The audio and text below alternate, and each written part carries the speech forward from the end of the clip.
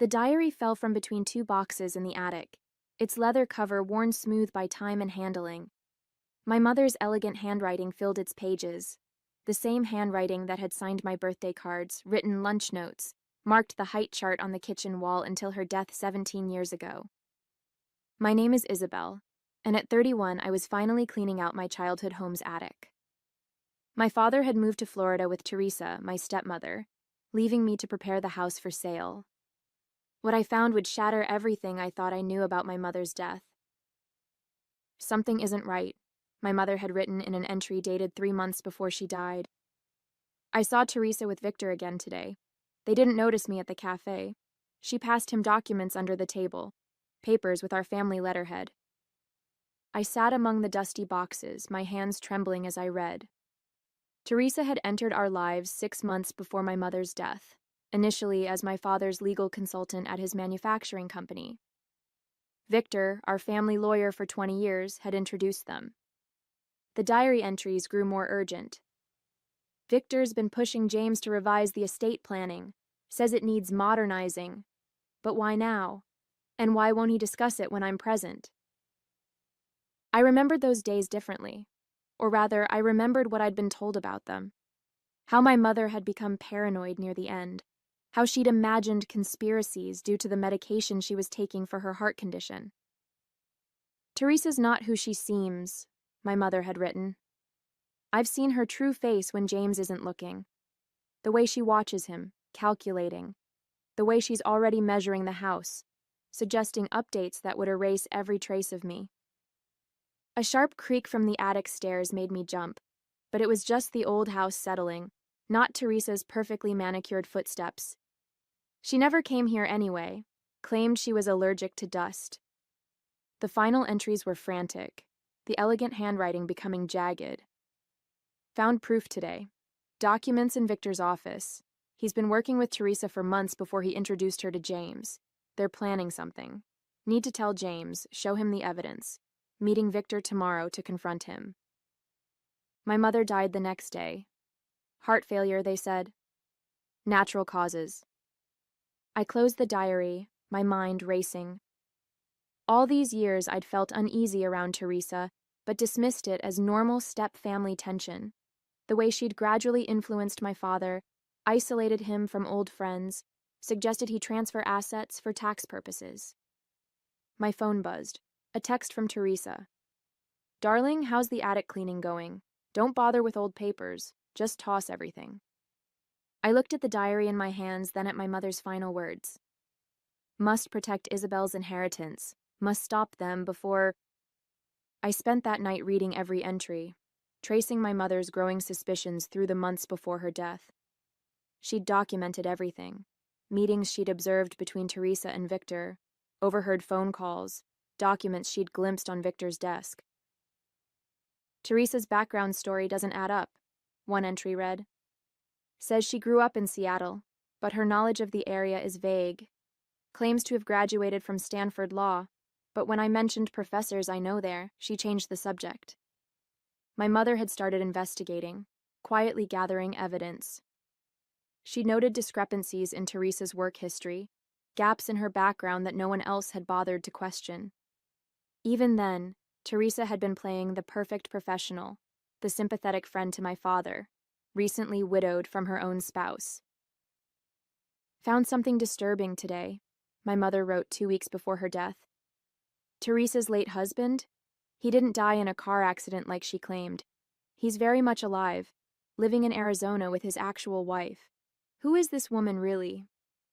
I pulled out my laptop, hands shaking as I searched for property records in Arizona. There it was. Richard Conway, Teresa's supposed late husband, still living with his wife of 30 years. They'd never divorced. Teresa's entire history was a fabrication. Another entry caught my eye. Victor's been pushing James to sign new documents, something about modernizing the trust structure. But the papers I saw on his desk, they're designed to shift control of the company. Complicated legal language about successor interests and contingent beneficiaries. Those same terms had appeared in documents my father signed last year. Papers Teresa had assured me were routine updates to protect the family's interests. I'd felt pressured to sign too, Victor explaining rapidly about tax efficiency and liability protection. My phone buzzed again. Another text from Teresa. Found any interesting family photos up there? I'd love to see them. Maybe I'll come help you sort through everything tomorrow. I thought about her perfect smile, the way she'd positioned herself as the caring stepmother while slowly taking control of everything. The house, the company, my father's social circle. Even now, she was probably worried I'd find something that would expose her carefully constructed lies. I needed help, someone who could understand the legal documents my mother had referenced.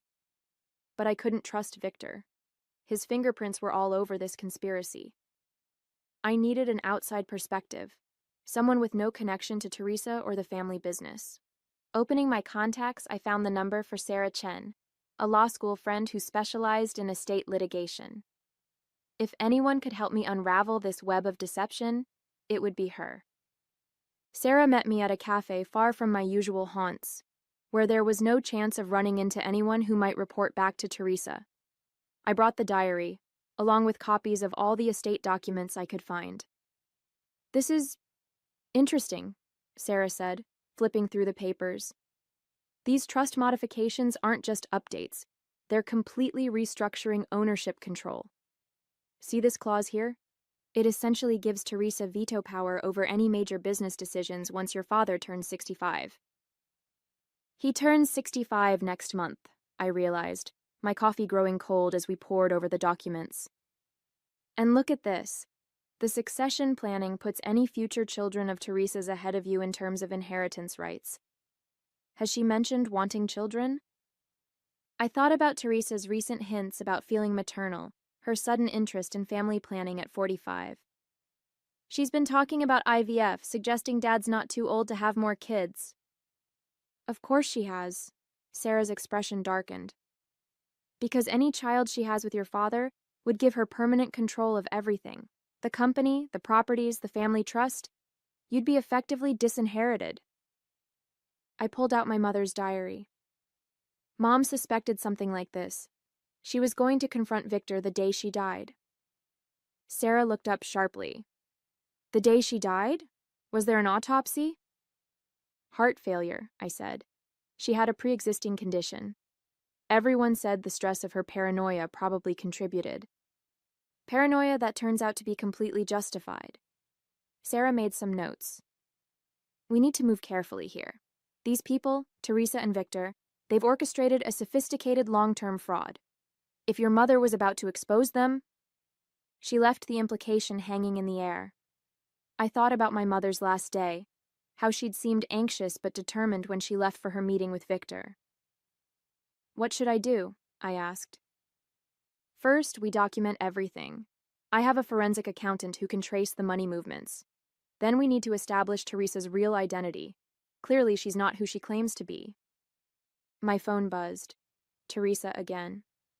Darling, I noticed you took some papers from the attic. Anything interesting? I'd love to look through them with you. She's getting nervous, Sarah observed. Good. Let her wonder what you found. But be careful. People who've orchestrated something this elaborate can be dangerous when cornered. I thought about my mother's final diary entry, her determination to protect me, to expose the truth. 17 years too late, I was finally picking up where she left off. Over the next 2 weeks, Sarah's investigation uncovered layers of deception. Teresa's real name was Teresa Blackwood. She'd pulled this same scheme twice before, insinuating herself into wealthy families, manipulating estate planning, then vanishing with significant assets once her position was secured. Look at this, Sarah said, spreading documents across her office desk. 3 different identities, 3 wealthy widowers, 3 compromised family trusts. She works with different lawyers each time, but the pattern is identical. I studied the photos. Teresa with different hair colors, different names, but always the same calculating smile. Always positioning herself as the perfect second wife while slowly taking control. And Victor? He's been disbarred in 2 states for ethics violations. Somehow got licensed here under a slightly different name.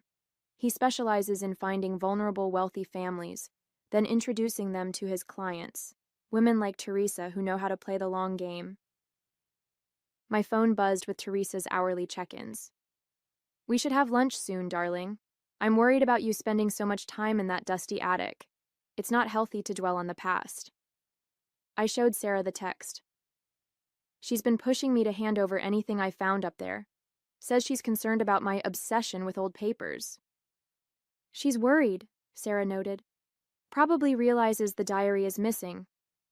Have you told your father anything? I shook my head. Over the years, Teresa had carefully isolated him, suggesting moves to new cities, subtle distance from old friends. Now in Florida, he was completely under her influence.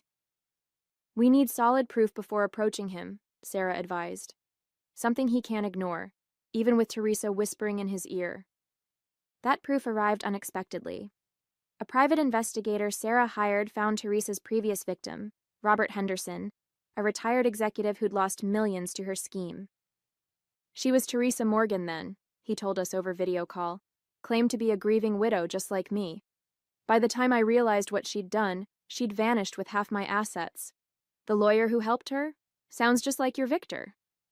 I thought about my mother's final diary entry, her desperate need to protect our family from this same fate.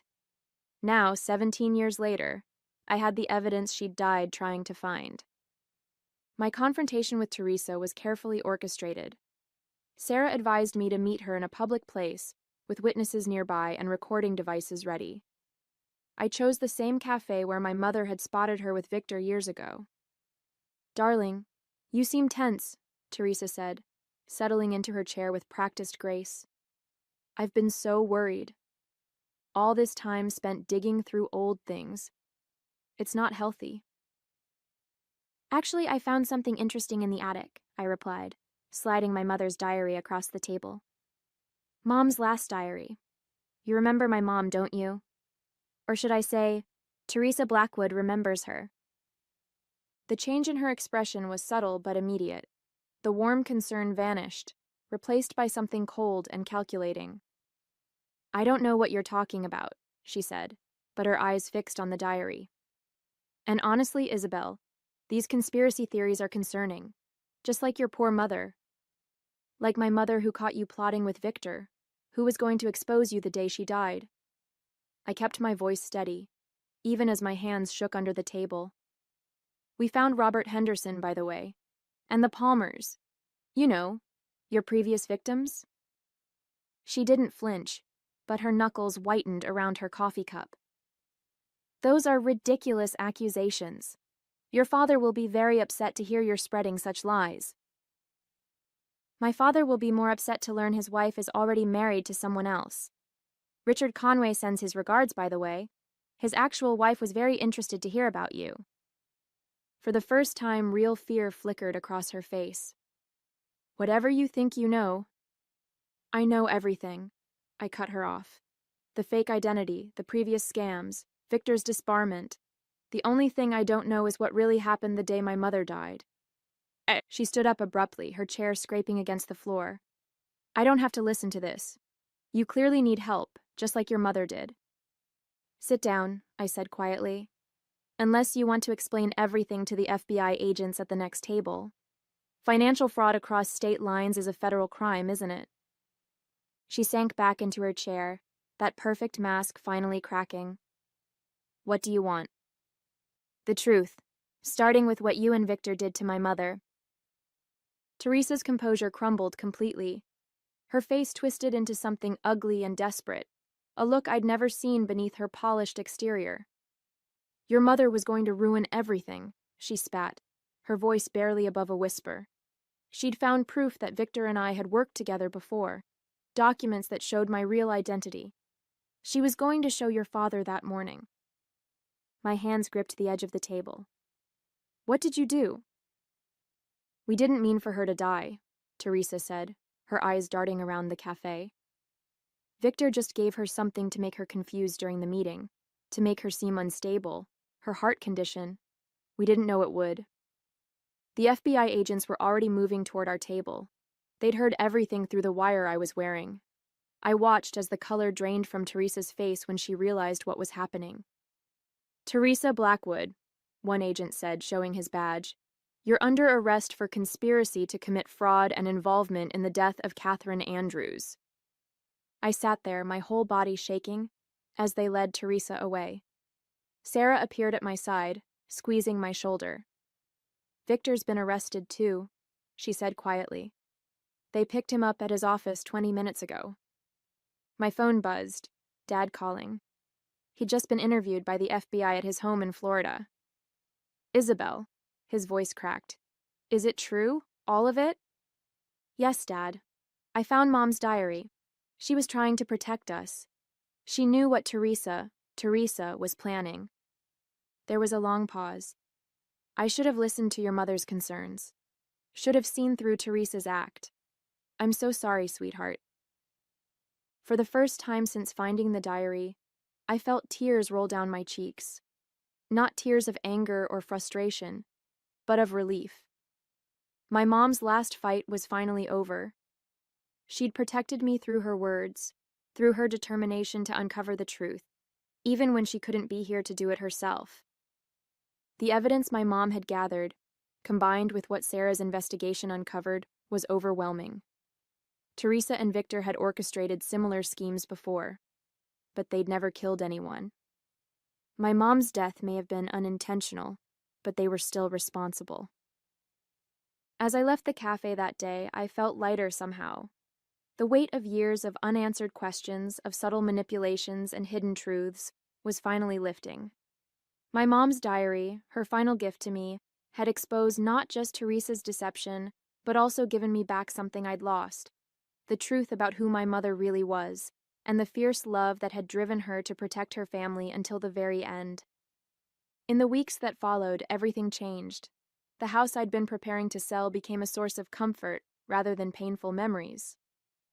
I spent evenings in my mom's old reading nook, going through her diary again and again, this time not searching for clues but simply connecting with her voice, her thoughts, her love for us that shone through every page. My dad moved back from Florida, temporarily staying in a condo nearby while the legal mess got sorted out. The investigation revealed that Teresa had already started transferring small amounts of money to hidden accounts. She'd been preparing her exit strategy, just like with her previous victims. If it hadn't been for my mom's diary, we might have lost everything. "I keep thinking about your mother's last days," my dad said one evening as we sat in the backyard, the same garden my mom had loved tending. The way Teresa and Victor dismissed her concerns made me doubt my own wife's sanity. I can never forgive myself for that. I reached over and squeezed his hand. The anger I'd felt toward him had mellowed into understanding. Teresa had manipulated everyone, playing a long game with the expertise of a career con artist.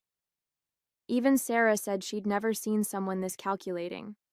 The FBI investigation uncovered more victims. 5 families, not 3 like we'd initially thought. Each time, Teresa had used a different name, different lawyer, but the same careful grooming of wealthy widowers. She'd perfected her act over the years, but my mom had seen through it. My brave, intelligent mother hadn't been paranoid. She'd been the only one clear-headed enough to spot the predator in our midst. The discovery about my mom's death hit the hardest. The medical examiner reviewed her case and found traces of a drug that would have interacted fatally with her heart medication. Not enough to rule it a homicide back then, but combined with Teresa's confession at the cafe, it was enough now. They were charging both her and Victor with involuntary manslaughter. I found myself spending more time at the office, diving back into my architectural work with renewed energy. My colleagues noticed the change in me. "You seem different," my assistant mentioned one day, "more confident somehow." She was right. Unraveling Teresa's deception had awakened something in me, a strength I inherited from my mom but had never fully embraced. I started speaking up more in meetings, pushing back against compromises I would have accepted before. The way my mom refused to back down when she knew something was wrong, that was part of me too. The estate lawyer helped us untangle the mess of documents Teresa and Victor had created. Most of their changes weren't even legal. They'd counted on no one examining the papers too closely. My dad insisted on putting everything in my name now. "It's what your mother wanted," he said, to protect your inheritance. But it wasn't about the money. It was about justice, not just for us, but for every family Teresa had targeted. Each new revelation in the case brought another layer of vindication for my mom. The paranoid woman had been right all along, and now everyone knew it. I kept the diary on my bedside table, no longer hidden away in a dusty attic.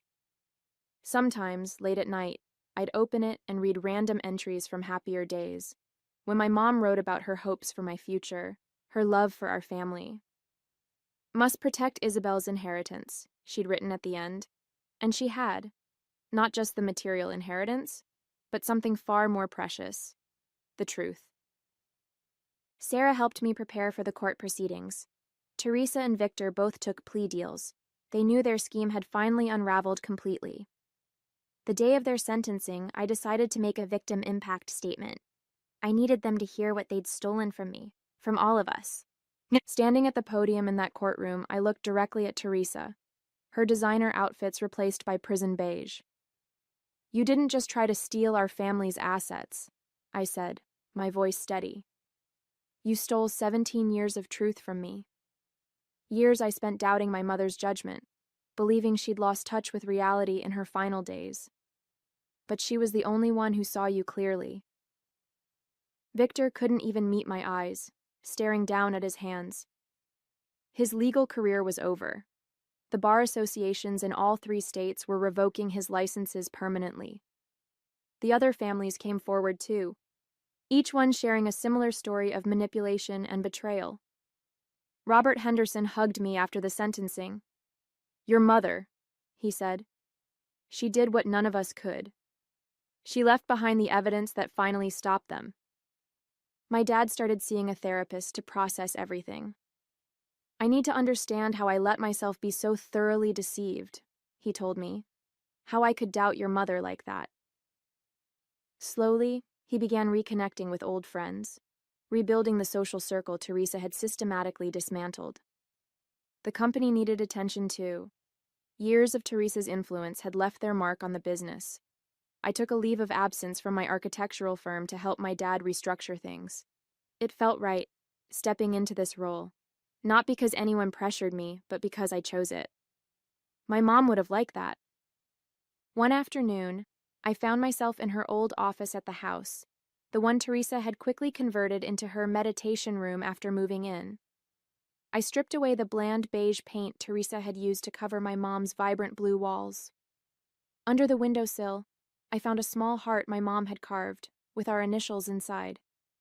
She'd shown it to me once, her secret rebellion against the perfect showroom house Teresa wanted. I'm thinking of keeping the house, I told my dad over dinner. Not selling it after all. He smiled. Your mother would love that. She always said this place had a soul. I nodded. I keep finding little pieces of her everywhere. Things Teresa tried to erase but couldn't quite manage. The upcoming trial for my mom's death would be harder, but I was ready for it. The prosecutors were confident about the involuntary manslaughter charges. Teresa's confession at the cafe, combined with the new medical evidence, painted a clear picture of their desperate attempt to silence my mom. You're so much like her, my dad said one evening, looking at an old photo of my mom in her garden.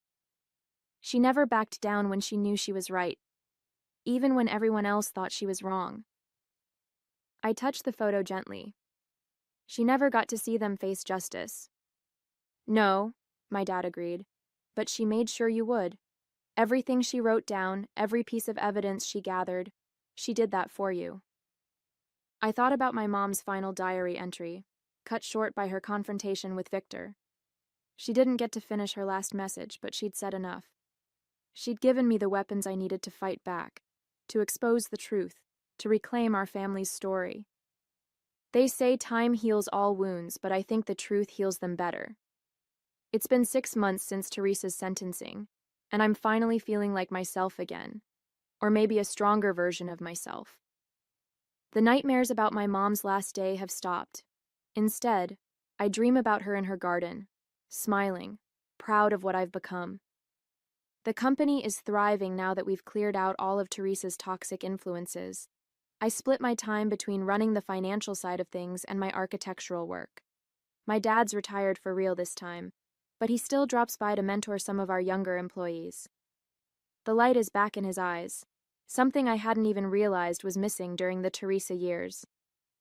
Sarah and I started a foundation in my mom's name, helping families affected by estate fraud. You'd be surprised how common it is. Predators like Teresa targeting vulnerable widows and widowers.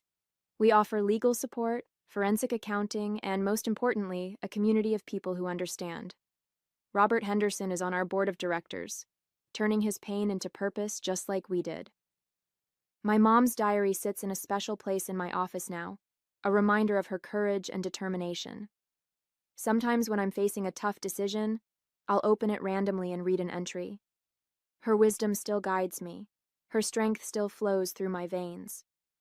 The woman who saw through Teresa's perfect mask, who fought to protect her family until her last breath. That's my mother's real legacy to me. The house feels different too. No more walking on eggshells. No more hiding who we are. I've filled it with colors my mom would have loved, hanging her art back on the walls where it belongs. This isn't just the house where I unmasked a con artist anymore. It's home again, finally. Last week, I found one last letter from my mom, tucked inside an old book in her office. Not part of her diary, but a separate note written just days before she died. My dearest Isabel, it began, if you're reading this, trust your instincts. I've raised you to see the truth, even when others try to hide it. I keep thinking about how my mom fought alone, carrying the weight of her discoveries while everyone dismissed her concerns. But she never gave up. She kept gathering evidence, kept writing in her diary, kept trying to protect us until the very end. She made sure the truth would find its way to me, even if she couldn't be here to reveal it herself. The trial for my mom's death starts next month. Teresa and Victor will face new charges, their carefully constructed facades completely shattered. But I'm not afraid anymore. Every time I walk into that courtroom, I'll bring my mom's strength with me. Her diary rests in my bag like a shield, her words guiding me forward. My dad said something beautiful yesterday as we sat in my mom's garden, now blooming again after years of Teresa's neglect. Your mother's greatest gift wasn't exposing Teresa, he said. It was showing you your own power, the power to stand up, to seek justice, to protect what matters. He's right. Through her diary, my mom taught me that one person's determination to uncover the truth can change everything. She couldn't finish her fight, but she made sure I could finish it for her. And now, sitting in this garden she loved so much, watching the flowers she planted bloom again, I know that some legacies can never be stolen. They just grow stronger with time.